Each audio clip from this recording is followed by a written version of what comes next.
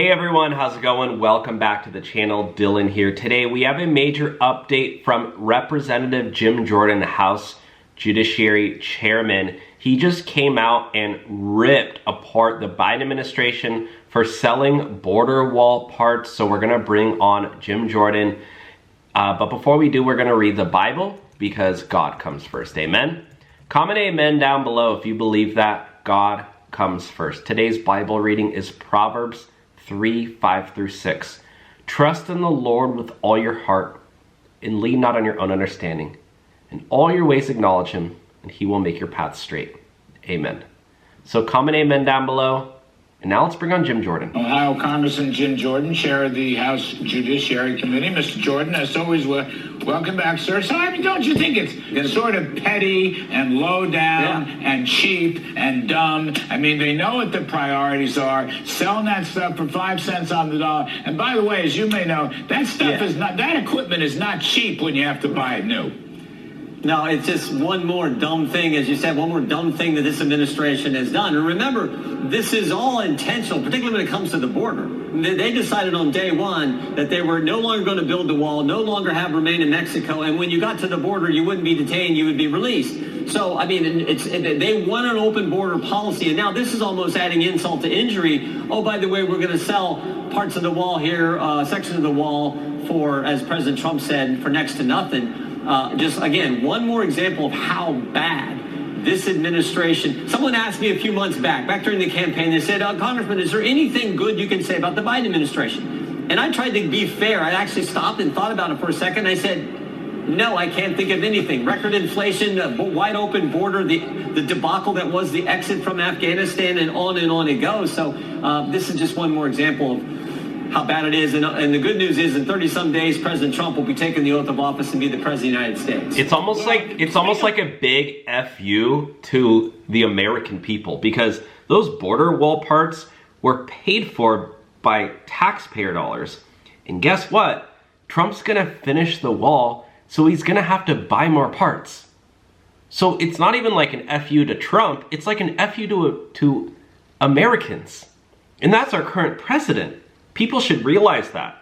All this, I'm sure you're in touch with the Doge brothers and their government efficiency. I call them the Doge brothers. Yeah. They don't dance as well as the Blues brothers, but they almost dance as well. Don't you think government bureaucrats ought to show up for work? Like, you can't work at home, work in the bathtub, work on your gym. Work in the bathtub is crazy.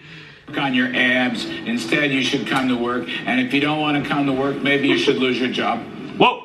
Who? Of course. I mean, start, cutting as much as you can, looking to reduce regulations, which will help our economy take off, along with the tax cuts you were talking about in the previous section. But then show up to work, for goodness sake. Of course, you're more productive when you show up for work. I think, less than half the people who work in the federal bureaucracy actually come to work here in D.C. They're all working remote from Maryland or Virginia or wherever they happen to be. So, yeah, of course you got to show up to work. Everyone knows you're more efficient, you're better when you do that.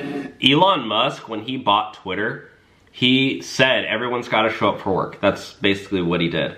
And he says, if you don't show up, consider yourself fired, basically. I don't know the exact protocol, and then he brought people in and said, what are you working on, for 5 minutes? And he tested every single person who came in. And I think he did that even with PayPal too. Like, Elon Musk does not play around. And guess what happened? He fired laid off 80% of the employees, gave them their severance packages, whatever, said go have fun, go find a new job, whatever, here's a little bit of money, you hold yourself over.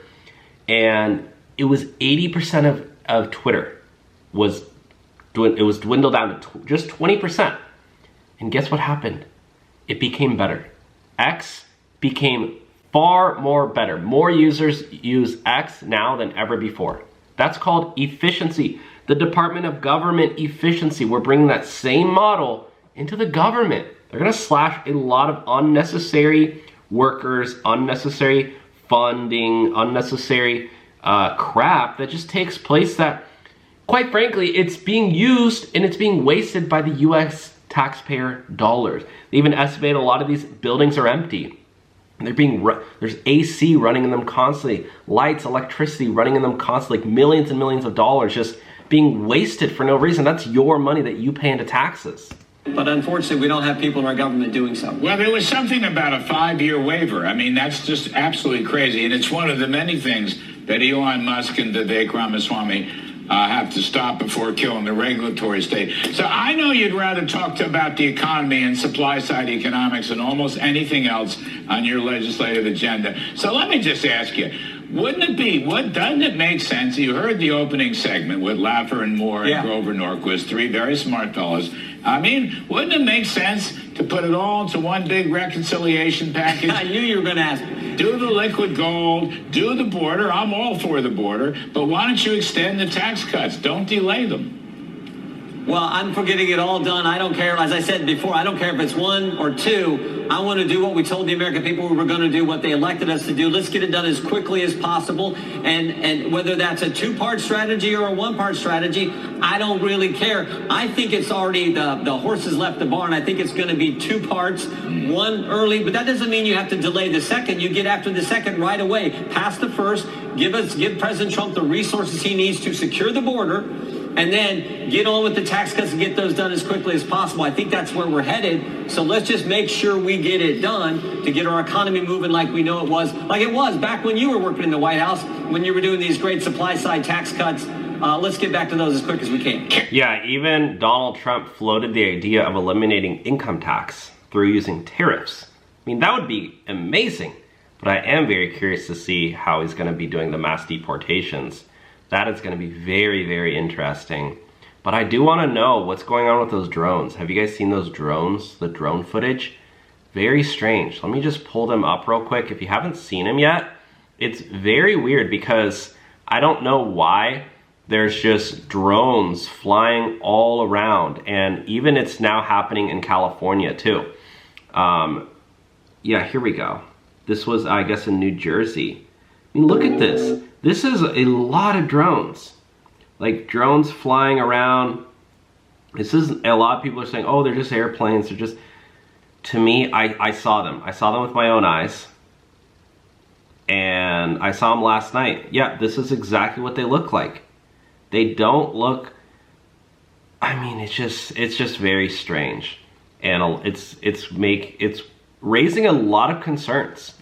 Let's see if we have any. I'm in Southern California. We had a lot come up last night. Here we go. This is above the military base in Southern California. Just drones flying around. Very, like, it almost seems like eerie. It's like futuristic. Just like we have these things hovering above us now.